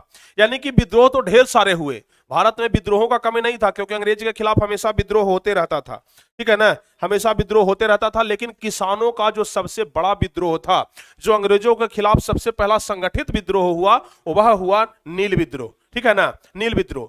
दरअसल यूरोपीय बाजारों में नील की बढ़ती मांग की पूर्ति के लिए बंगाल के किसानों से नील उत्पादक जबरन अलाभकारी खेती करवा रहे थे। अब चूंकि यूरोपीय बाजारों में, ठीक है ना, यूरोपीय बाजारों में नील का मांग बढ़ रहा था, नील का मांग बढ़ने से अंग्रेज लोग चाह रहे थे ना कि नील की पूर्ति कर लें। और नील की पूर्ति करने के लिए ना बंगाल का जो जमीन था वहां पर नील बहुत बढ़िया होता था, समझ गए। सॉरी, बंगाल और चंपारण तरफ का जो खेत था ना, वहां पर नील की खेती के लिए वहां एकदम उपयुक्त मिट्टी था। इसलिए वहां पर किसानों से जबरदस्ती अलाभकारी खेती करवाया जा रहा था, उससे कोई लाभ नहीं था, फिर भी खेती करवाया जा रहा था, ताकि यूरोपीय बाजार में जो नील का डिमांड है उस डिमांड को हम पूरा कर सके, समझ गए ना, उस डिमांड को पूरा कर सके। इसलिए जबरन अलाभकारी खेती करवा रहे थे। वो किसानों की निरक्षरता का लाभ उठा करके उनसे थोड़े से पैसों में करार कर चावल की खेती लायक जमीन पर नील की खेती करवाते थे। यानी कि चावल की खेती जहां पर होता था ना, तो अंग्रेज लोग मना कर देते थे कि नहीं, चावल का खेती नहीं करना है, नील का खेती करना है। यानी कि जहां पर चावल का खेती हो सकता था वहां पर जबरन किसानों से नील की खेती करवाया जा रहा था, ताकि यूरोपीय बाजारों में नील की डिमांड को पूरा कर सके। यदि किसान करार के पैसे वापिस कर शोषण से मुक्ति पाने का प्रयास करते, किसान से क्या कर लेते थे, पहले ही क्या कर लेते थे, दाम फिक्स कर लेते थे कि देखो इतना इतना नील उपजाओ, इतना हम पैसा देंगे। तो किसान क्या करते थे, लोभ में आकर के कुछ अंग्रेजों से पैसे भी पकड़ लेते थे। तो क्या होता था ना कि अगर किसान पैसे वापस करना चाहे, शोषण से मुक्त होना चाहते थे, तो नील उत्पादक उनको अपहरण कर लेता था, ठीक है ना। जो नील उत्पादक था, जो उनको पैसा दिया, उसको अपहरण कर लेता था, कहता था कि तू नहीं नील उत्पादन करेगा, तुमसे जबरदस्ती करवाएंगे, अपहरण कर लेता था, अवैध बेदखली कर लेता था, उसके जमीन पर क्या कर लेता था, बेदखल कर उसे हटा देता था, कहता छोड़ो नील की नहीं खेती करेगा, तुमको तुम्हारा जमीन नहीं है, हमारा जमीन है अब, मतलब जबरदस्ती बेदखल कर लेता था, ठीक है ना। लाठियों से पीट करके, उनकी महिलाओं एवं बच्चों को पीट करके, पशुओं को जब्त करने जैसे क्रूर हथकंडे अपना करके उन्हें नील की खेती करने के लिए मजबूर करता था। उनके घर में जो महिलाएं थी, उनके घर में जो छोटे छोटे बच्चे थे, सबको लाठियों से पीटा जाता था और जबरन खेती करवाया जाता था। अब बताइए, अगर हमारे घर के महिलाओं को, अगर हमारे घर के बच्चों को लाठियों से पीटा जाए और हमसे कहा जाए कि तू कुछ भी कर, तू नील की खेती कर, क्या कोई व्यक्ति अपने घर के महिलाओं, अपने घर के बच्चों को पीटता हुआ देख करके क्या मजबूर नहीं हो जाएगा? वैसे ही यहाँ के लोग मजबूर हो गए थे। क्या हो गए थे? मजबूर हो गए थे नील की खेती करने के लिए। तब जाकर के बिहार और बंगाल में हाहाकार मच गया। बिहार और बंगाल के किसान माथा पकड़ के रोने लगे कि अब लगता है कि हमारा कोई गुजारा नहीं है। और इसलिए बिहार और बंगाल के जो किसान थे ना, वह राजकुमार शुक्ला के पास गए। किसके पास गए? राजकुमार शुक्ला के पास गए। राजकुमार शुक्ला के जाकर के भाई पैर पकड़ लिए, बोले कि अब आप ही बचा सकते हैं। राजकुमार शुक्ला, ठीक है, राजकुमार शुक्ला के पास गए और बोले कि किसी भी तरीके से महात्मा गांधी को बुलाइए। अब यह राजकुमार शुक्ला जो है महात्मा गांधी को बुलाते हैं और वहां से नील आंदोलन का शुरुआत होता है और नील आंदोलन को क्या कर दिया जाता है? खत्म कर दिया जाता है। तो इस प्रकार से यह नील आंदोलन था, समझ गए ना? हाँ, ठीक है, इस प्रकार से क्या हुआ? यह नील आंदोलन हुआ। तो सारे बच्चे समझ गए? सारे बच्चे समझ गए ना? चलिए बहुत बढ़िया।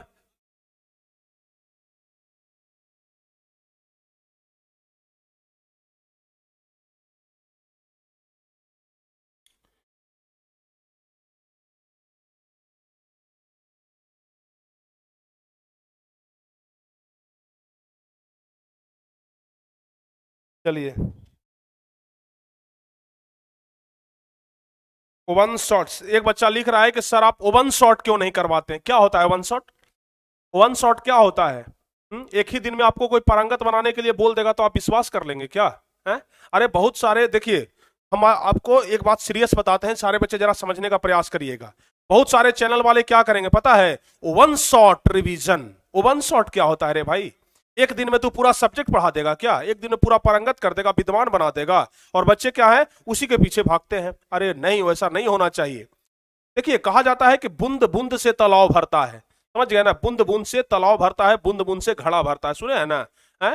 सुने हैं कि नहीं सुने हैं? कौआ को जब प्यास लगा था ना, तो एक एक कंकड़ चोंच में दबा करके लाता था, और एक एक कंकड़ को दबा करके उस जो जार था ना उस जार में डालता था, और तब जाकर के पानी धीरे धीरे ऊपर आया था। अगर कौआ चाहता कि एक ही बार में पूरा पत्थर ही उसमें डाल दे ताकि पानी ऊपर आ जाए, तो क्या कभी पानी ऊपर आता? जल्दी से बताइए। अगर एक ही बार में कौआ कंकड़, छोटा छोटा कंकड़ चुन चुन के लाया, उस घड़ा में डाला, छोटा छोटा कंकड़ चुन चुन के लाया और उस घड़ा में डाला, तब धीरे धीरे धीरे धीरे पानी ऊपर उठना शुरू हुआ, और तब उसकी प्यास बुझ गई। अगर चाहता कि एक ही बार में एक बड़ा पत्थर डाल दे उसमें तो हमारा प्यास बुझ जाएगा, क्या संभव था? नहीं संभव था। समझ गए ना? घड़ा ही फूट जाता। वैसे ही प्यारे बच्चों, आप लोग को पता है कि हमें बूंद बूंद तालाब भरना है। ओवन शॉट, ओवन शॉट क्या होता है? बस यह सब चोचले हैं आपको लुभान्वित करने का। समझ गए ना? यह सब एक चोचला है आपको लुभान्वित करने का, कि किसी भी तरीके से बच्चों को लुभाया जाए। समझ गए ना? बच्चों को लुभाया जाए। देखिए आपको YouTube पर किस तरीके का मटेरियल मिलेगा आप लोगों को लुभाने के लिए। बहुत बहुत जगह पर आपको यह लिखा मिलेगा वायरल प्रश्न। क्या लिखा मिलेगा? वायरल प्रश्न लिखा हुआ मिलेगा। समझ गए ना? क्या लिखा मिलेगा?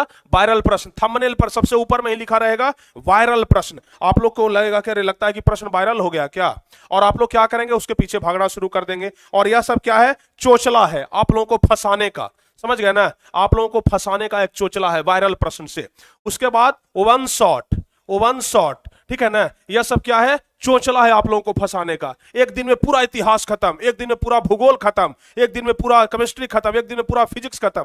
अरे भाई तो फिर एक ही सप्ताह का सिलेबस है आपका, उसके बाद तो फिर आपका बंद हो जाना चाहिए चैनल, ठीक है ना? उसके बाद तो आप बच्चों को कुछ नहीं पढ़ाएंगे। वन शॉट में जब आप सब कुछ खत्म करवा दिए तो। और यह जो वन शॉट में आप क्वेश्चन पढ़ाए उसमें बच्चे कितना समझे? यह जो वायरल क्वेश्चन दे रहा है, अगर इसमें से एको क्वेश्चन नहीं लड़ा, बच्चों का क्या गारंटी है जो आप बच्चों को फंसा रहे हैं? बताइए। समझ गए ना? तो इस प्रकार के चोचलों में मत फंसिए, यह सब आपके फंसाने का जाल है। कहा जाता है ना, शिकारी आएगा, जाल बिछाएगा, दाना डालेगा, लेकिन उसमें फंसना नहीं है। समझ गए ना? वैसे ही शिकारी है सब लोग जो कि आपको फंसाना चाह रहा है। समझ गए? तो यह सब शिकारी है, जाल बिछा रहा है, आप लोगों को इस जाल में फंसा रहा है। लेकिन आप कितने होनहार हैं? आप क्या इस जाल को पहचान पाते हैं या नहीं पहचान पाते हैं? अगर नहीं पहचान पाते हैं, अगर गलत तरीके से जाल में फंस भी जाते हैं, तो इतना क्षमता रखिए कि जाल को लेकर कहीं हम उड़ सकें।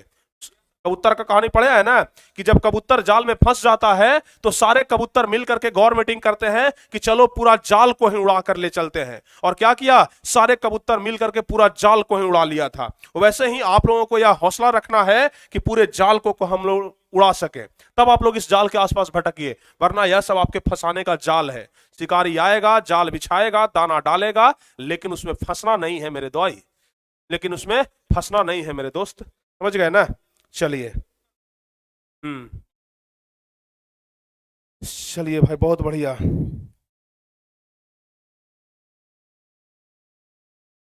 आगे बढ़े हम, आगे बढ़ते हैं जी। और अब देखते हैं 1857 का विद्रोह। क्या है? 1857 का विद्रोह, जिसको हम लोग क्या बोलते हैं? सिपाही विद्रोह के नाम से भी जानते हैं। क्या? सिपाही विद्रोह के नाम से भी हम लोग जानते हैं इस 1857 के विद्रोह को।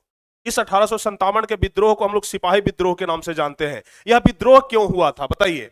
यह विद्रोह क्यों हुआ था? देखिए, इस प्रकार का पहले एक कारतूस आता था, ठीक है ना, जिसको राइफल में भरा जाता था, मुंह से उसको हटा करके इस प्रकार से मुंह से उसको तोड़ा जाता था, और मुंह से तोड़ करके उसमें कारतूस जो होता था उसको क्या राइफल में भरा जाता था, और तब बंदूक फायर करता था। और यह हल्ला कर दिया गया, समझ गए ना, कि यह जो कारतूस है जिसको मुंह में हम लोग ले रहे हैं ना, इसमें गाय का चमड़ी मिलाया हुआ है। समझ गए, कारतूस में क्या है? गाय का चमड़ी है। अब जो हिंदू लोग इसका यूज कर रहे हैं, क्योंकि हिंदू लोग गाय को अपनी माता मानते हैं, समझ गए ना, तो जो हिंदू लोग यूज कर रहे हैं वह तो भाई भड़क गए, करे हमसे तो हमारा धर्म ही छीना जा रहा है, हमसे हमारा धार्मिक कार्य में बाधा डाला जा रहा है, हमारे धर्म को खिलवाड़ बनाया जा रहा है कि इस कारतूस में गाय का मांस, गाय का चर्बी मिला दिया है। तो यहां से लेकर के यह आंदोलन भड़क गया, और तब जाकर के हुआ 1857 का विद्रोह, जिसे सिपाही विद्रोह के नाम से जाना जाता है। समझ गए ना? हाँ, इसे क्या जाना जाता है? सिपाही विद्रोह के नाम से जाना जाता है। तो ध्यान से समझिएगा, 1857 का भारतीय विद्रोह, जिसे प्रथम भारतीय स्वतंत्रता संग्राम के नाम से भी जाना जाता है, क्योंकि सबसे प्रथम स्वतंत्रता संग्राम जो शुरू हुआ था, लगभग माना जाता है कि सिपाही विद्रोह से ही शुरू हुआ था। समझ गए? तो भारतीय स्वतंत्रता संग्राम के नाम से भी इसे जाना जाता है, क्योंकि शुरुआत यहीं से हुआ। ब्रिटिश शासन के विरुद्ध एक सशस्त्र विद्रोह था। यह विद्रोह 2 वर्षों तक भारत के विभिन्न क्षेत्रों में चला। इस विद्रोह का आरंभ छावनी क्षेत्रों में छोटी झड़पों और अगजनी से हुआ था। शुरुआत में जो यह विद्रोह हुआ ना, ऐसा नहीं कि था कि दोनों तरफ से गोली बंदूक चलना शुरू हो गया। शुरुआत में बस छोटा मोटा झड़प हुआ था, छोटा मोटा आगजनी हुआ था, कहीं कहीं पर आग लगाया गया था, और वहीं से इसका शुरुआत हुआ। और आगे चल करके इसने एक बड़ा रूप ले लिया, आगे चल करके इसने एक बड़ा रूप ले लिया। 29 मार्च 1857 को बैरकपुर, जो कि पश्चिम बंगाल का एक हिस्सा है, पश्चिम बंगाल में पड़ता है, तो बैरकपुर में सैनिकों ने चर्बी वाले कारतूस का इस्तेमाल करने से मना कर दिया। सैनिक कह दिए कि अगर इसमें गाय का चर्बी है तो हम इस कारतूस का इस्तेमाल नहीं करेंगे, चाहे हमारा जान भी क्यों न चल जाए, क्योंकि हम गाय को अपनी माता मानते हैं और गाय के चर्बी का इस्तेमाल हम लोग नहीं कर सकते हैं। समझ गए ना? तो सैनिकों ने चर्बी वाले कारतूस का इस्तेमाल करने से मना कर दिया। एक सैनिक मंगल पांडे, मंगल पांडे का नाम तो आप लोग सुने होंगे ना, एक सैनिक थे मंगल पांडे, इन्होंने अपने सार्जेंट पर हमला करके उनकी हत्या कर दी। उनका एक सार्जेंट था जो कि अंग्रेज सिपाही हुआ करता था, अंग्रेजों का हेड हुआ करता था, तो उस पर ही हमला कर दिया। बोले कि हमसे तू चर्बी वाला चीज मुंह में डलवा रहा था, गाय का मतलब गाय का जो चर्बी है उसको तू मुंह में कैसे डलवा दिया? हमारी माता है गाय भाई, और कोई अपनी माता की चर्बी को, माता की मांस को कोई अपने मुंह में डाल सकता है भला क्या? तो इसलिए मंगल पांडे एकदम खिसिया गए, गर्म हो गए, बोले कि अब तो हम नहीं रहने देंगे, और अपने सार्जेंट पर ही हमला कर दिए और उसकी हत्या कर दी। ठीक है, और 8 अप्रैल 1857 को मंगल पांडे को फांसी दे दिया गया। यह जो सार्जेंट को मारा गया ना, इस क्या कह सकते हैं, इस जुर्म में, समझ गए, मंगल पांडे ने जो सार्जेंट की हत्या की, इस जुर्म में 8 अप्रैल 1857 को मंगल पांडे को फांसी दे दी गई, और 14वीं देसी पैदल सेना रेजिमेंट को भंग कर दिया गया। समझ गए? तो इस प्रकार से यह सिपाही विद्रोह हुआ। 1857 की क्रांति इसे ही कहा जाता है। तो बताइए, यहां से समझ गए? हाँ, बादशाह नीति 72, जल्दी से बताइए, सारे बच्चे समझ गए? हम्म,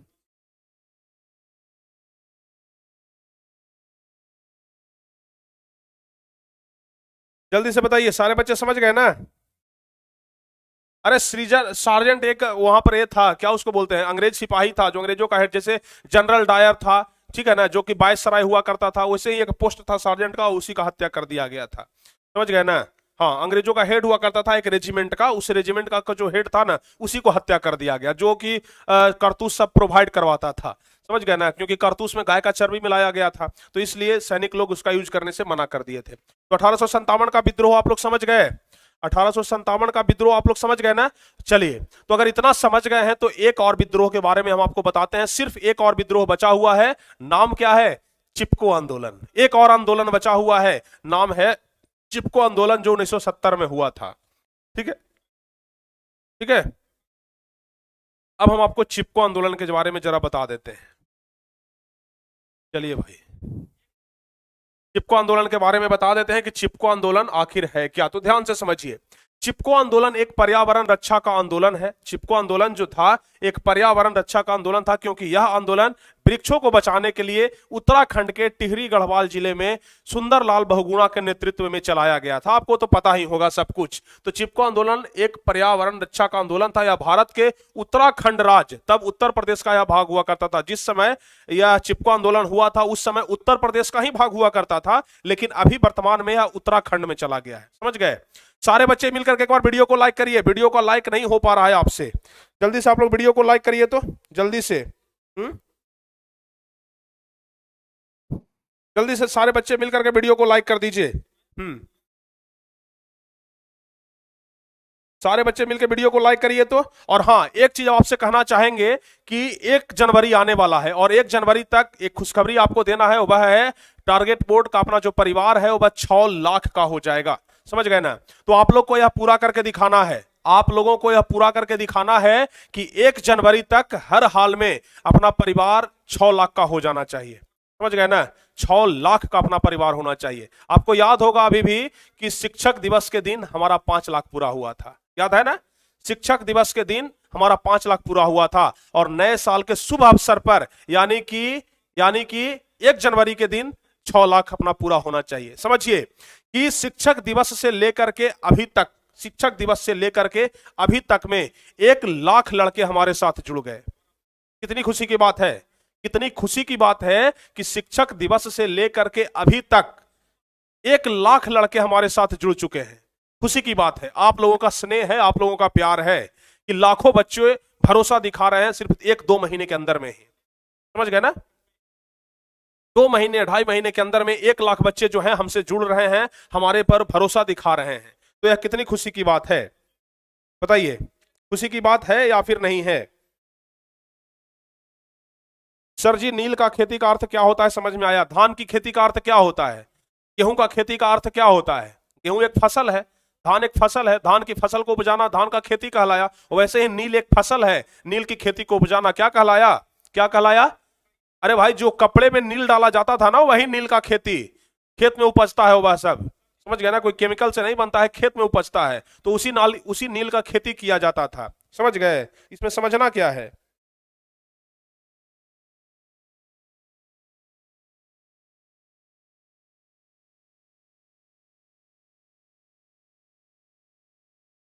गलत टाइपिंग हो गया है क्या?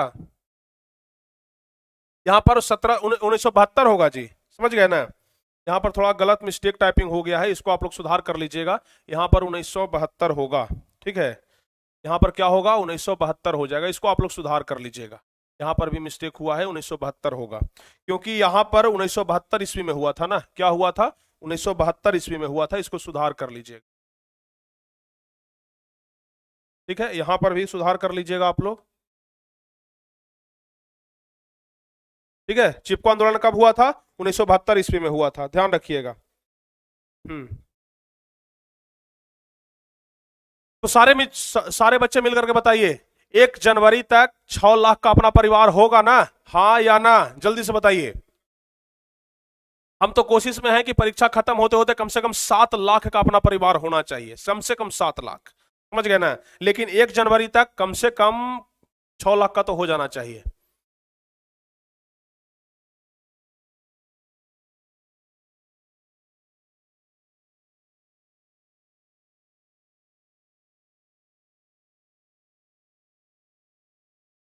ठीक है? स्क्रीनशॉट का मौका दीजिए सर, स्क्रीनशॉट का मौका मिलेगा, चिंता ना करिए आप लोग, ठीक है ना? चिपको आंदोलन के बारे में आप लोग समझ गए? चिपको आंदोलन के बारे में ध्यान रखिएगा। 1972 ईस्वी में शुरू हुआ था। चिपको आंदोलन एक पर्यावरण रक्षा का आंदोलन है। चिपको आंदोलन क्या है? एक पर्यावरण रक्षा का, यानी कि वृक्ष से संबंधित है, वृक्ष की रक्षा से संबंधित है। यह भारत के उत्तराखंड राज्य, तब उत्तर प्रदेश का भाग हुआ करता था। किसानों ने वृक्ष की कटाई का विरोध करने के लिए यह आंदोलन किया था। वे राज्य के वन विभाग के ठेकेदारों द्वारा वन की कटाई का विरोध कर रहे थे और उन पर अपना परंपरागत अधिकार जता रहे थे। देखिए, ठेकेदार जो थे ना, वह क्या कर रहे थे? वृक्षों की कटाई कर रहे थे, वृक्षों को काटने का काम कर रहे थे। और इसलिए गांव की महिलाओं के द्वारा पुरुषों के द्वारा, अनपढ़ जनजातियों के द्वारा, अनपढ़ जनजाति, क्योंकि इसमें मुख्य रूप से अनपढ़ जनजातियों ने भाग लिया था, तो अनपढ़ जनजातियों के द्वारा अपना परंपरागत अधिकार इस पर जताया जा रहा था। यह आंदोलन तत्कालीन उत्तर प्रदेश के चमोली जिले में सन 1972 में प्रारंभ हुआ था। एक दशक के अंदर यह पूरे उत्तराखंड क्षेत्र में फैल गया था। ठीक है ना, टिहरी गलवाड़ इलाका भी बोला जाता है इसको। चिपको आंदोलन की एक मुख्य बात थी कि इसमें स्त्रियों ने भारी संख्या में भाग लिया था। इस आंदोलन की शुरुआत 1970 में भारत के प्रसिद्ध पर्यावरणविद सुंदरलाल बहुगुणा, कॉमरेड गोविंद सिंह रावत, चंडी प्रसाद भट्ट तथा श्रीमती गौरी देवी के नेतृत्व में हुई थी। 1972 यहां पर भी कर लेते तो ज्यादा बेहतर होता। ठीक है ना, तो यहां पर आप लोग यह चीज ध्यान रखिएगा। ठीक है।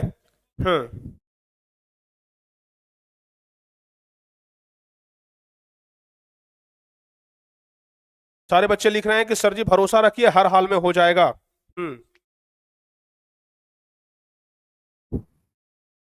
हर हाल में होगा, क्यों नहीं होगा, बिल्कुल होगा।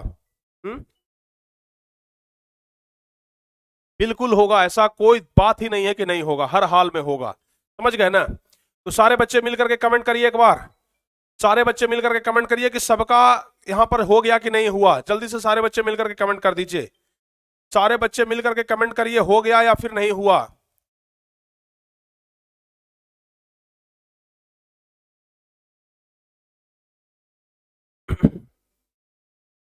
हाँ, जल्दी से सारे बच्चे मिलकर के कमेंट कर दीजिए। चलिए, हो गया। हाँ, तो प्यारे बच्चों, आज का क्लास बस इतना ही हम रहने देते हैं। बहुत ही शानदार क्लास हुआ और सारे बच्चे एकदम शानदार तरीके से इस क्लास में जुड़े। इसके लिए भाई आप लोग को थैंक यू सो मच, सारे बच्चों को दिल से धन्यवाद। और हाँ, आज चूंकि संडे है, आज दिन में भी हम बहुत ज्यादा काम किए हैं और अभी भी आपका क्लास लगातार हम लिए हैं। मैथ वाले सर भी आपका क्लास लिए आज बहुत बेहतरीन तरीके से। तो प्लीज क्रैश कोर्स वाले बच्चों से हम आज माफी चाहेंगे कि आज संडे है, आज संडे को हमें बकस दीजिए। ठीक है ना, आज संडे को हमें बकस दीजिए। आज संडे के दिन हम आपका क्लास नहीं ले पाएंगे क्योंकि आज सप्ताह में एक दिन रेस्ट का मौका मिलता है। आज हमें रेस्ट का मौका दीजिए प्लीज। ठीक है ना, आज कृपया हमें आराम करने दीजिए। ठीक है ना, आज कृपया हमें आराम करने दीजिए। हालांकि आराम तो नहीं करेंगे, आपके लिए नोट्स वगैरह ही तैयार करेंगे। आराम तो कर, हमारे तो जीवन में भाई एक ही नारा है कि आराम हराम है। समझ गए ना? तो इसलिए आराम की जरूरत है, क्योंकि रेस्ट की जरूरत है, क्योंकि लगातार बोलना, लगातार काम करना, लगातार थकना, मतलब कि वर्क बहुत ज्यादा हो जाता है। जैसे जैसे आपका एग्जाम नजदीक आते जा रहा है, वैसे वैसे हमारी कंधों पर दायित्व भी बढ़ते जा रहा है। तो इसलिए कुछ रेस्ट की भी जरूरत है, क्योंकि जब शरीर रहेगा तभी आपके लिए हम रहेंगे, आपके लिए हम प्रेजेंट रहेंगे। जब शरीर स्वस्थ रहेगा तो आपका एग्जाम एकदम स्वस्थ तरीके से होगा, और जब हम ही अस्वस्थ नहीं रहेंगे तो फिर आपकी तैयारी कैसे होगी। इसलिए चाहते हैं कि थोड़ा सा रेस्ट भी लिया जाए। ठीक है ना? तो प्यारे बच्चों, आज संडे है और संडे को थोड़ा सा तो रेस्ट होना चाहिए, क्योंकि अपना भी कुछ लाइफ है, अपना भी कुछ जिंदगी है। इधर उधर एक तो सप्ताह में हमें कहीं निकलने तक का मौका नहीं मिलता है, मार्केट जाने तक का मौका नहीं मिलता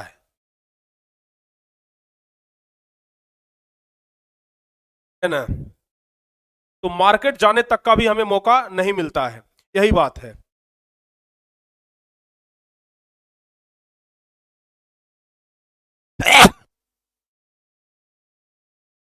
समझ गए ना? तो इसलिए प्यारे बच्चों, इसलिए हम चाहेंगे।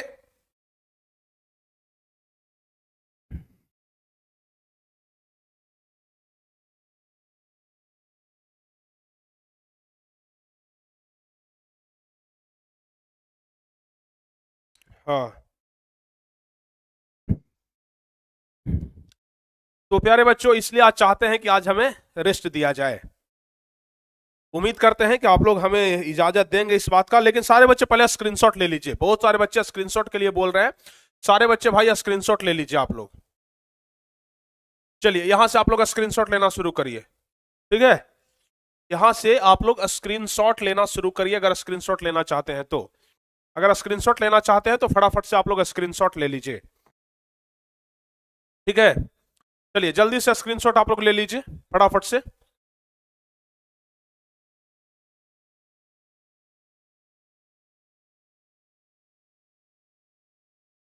सारे बच्चे स्क्रीनशॉट ले लीजिए।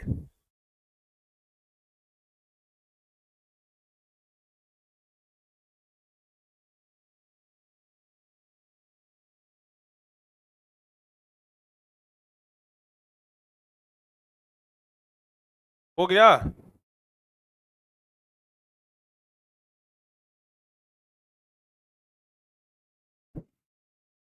देखिए जो इम्पोर्ट आंदोलन तो ढेर सारे हुए ना, लेकिन जो इम्पोर्टेंट था वह हम आपको यहाँ पर बताए, समझ गए।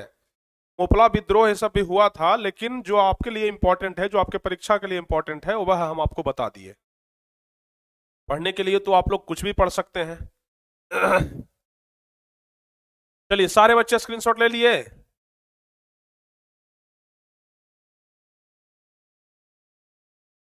चलिए हो गया। चलिए बहुत बहुत धन्यवाद आप लोगों को इस क्लास में जुड़ने के लिए। आप लोग शुरू से लेकर के अंत तक इस क्लास में जुड़े रहे। हाँ चलिए बहुत बढ़िया जी।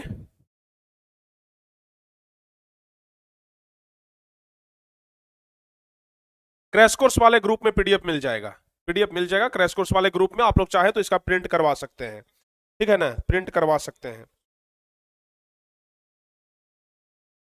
ठीक है। और बहुत सारे बच्चे भाई प्रिंट का तो आप लोग पीडीएफ कॉपी भी निकलवा लेते हैं, उसका प्रिंट निकलवा लेते हैं, तो बहुत खुशी होता है यार देख करके। सारे बच्चे इतने सीरियस तरीके से पढ़ाई कर रहे हैं, बहुत जबरदस्त तरीके से, कोई दिक्कत नहीं होगा, ठीक है ना। हाँ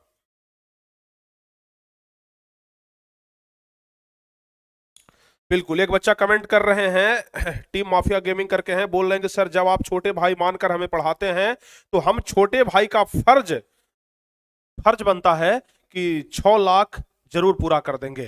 तो 1 तारीख तक 6 लाख टारगेट अपना यही रखना है। आप लोग को जितना ज्यादा से ज्यादा हो सके आप लोग सब्सक्राइब करवाइए चैनल को, समझ गए ना। टारगेट बोर्ड चैनल को जितना ज्यादा से ज्यादा हो सके आप लोग सब्सक्राइब करवाइए, और हर हाल में कोशिश करिए कि 1 तारीख तक 6 लाख पहुंच जाए, पहले ही हो जाए। जितना पहले होगा खुशी उतना ही ज्यादा होगा। तो सारे बच्चे शपथ लीजिए कि हाँ सर हम आज से प्रयासरत रहेंगे, आपके लिए प्रयास करेंगे कि हाँ 1 तारीख से हम जरूर 6 लाख सब्सक्राइबर पूरा करेंगे। चलिए तो सारे बच्चे प्रयासरत रहिए, सारे बच्चे मिलकर के शपथ लीजिए कि हाँ सर हम आपके साथ हैं, हम आपके छोटे भाई हैं, हम आपके छोटी बहन हैं, तो जरूर हम पूरा करेंगे। लड़कियां सभी लोग शपथ लेंगे कि सर हम आपकी छोटी बहन की तरह दायित्व को पूरा करेंगे और जरूर इसे पूरा करके दिखाएंगे। और हमारे सभी छोटे भाई शपथ लेंगे कि जरूर सर पूरा करके दिखाएंगे, समझ गए ना। तो आप लोग हमारे छोटे भाई बहन की तरह और हमें बड़े भाई मानते हुए अपना अपना कर्तव्य पूरा करेंगे। हम अपना बड़ा भाई का कर्तव्य पूरा कर रहे हैं, आप लोग अपने छोटे भाई का कर्तव्य जरूर पूरा करिएगा, ठीक है। तो चलिए जी इस क्लास को हम यहीं पे समाप्त करते हैं अब, ठीक है ना।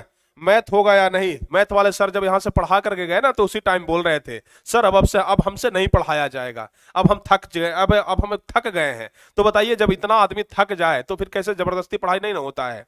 अगर पढ़ा भी देंगे तो आपको कंसेप्ट नहीं समझ में आएगा तो फिर दिक्कत हो जाएगा। तो सारे बच्चे मिलकर के अब क्या कराएंगे, 1 फरवरी तक सॉरी 1 जनवरी तक, 1 जनवरी तक यानी कि न्यू ईयर में, ध्यान रखिएगा 1 जनवरी तक कितना, 6 लाख, ठीक है ना। 1 जनवरी तक 6 लाख आपको पूरा करके दिखाना है, इसलिए ज्यादा से ज्यादा मात्रा में आप लोग चैनल को सब्सक्राइब करिए और करवाइए, ठीक है ना। करिए और करवाइए, जितना ज्यादा मात्रा में हो सके आप लोग चैनल को सब्सक्राइब करिए और करवाइए, ताकि किसी प्रकार का कोई दिक्कत ना हो, ठीक है। सारे बच्चे मिलकर के चैनल को सब्सक्राइब करिए और सब्सक्राइब करवाइए, समझ गए। चलिए बहुत ही बढ़िया।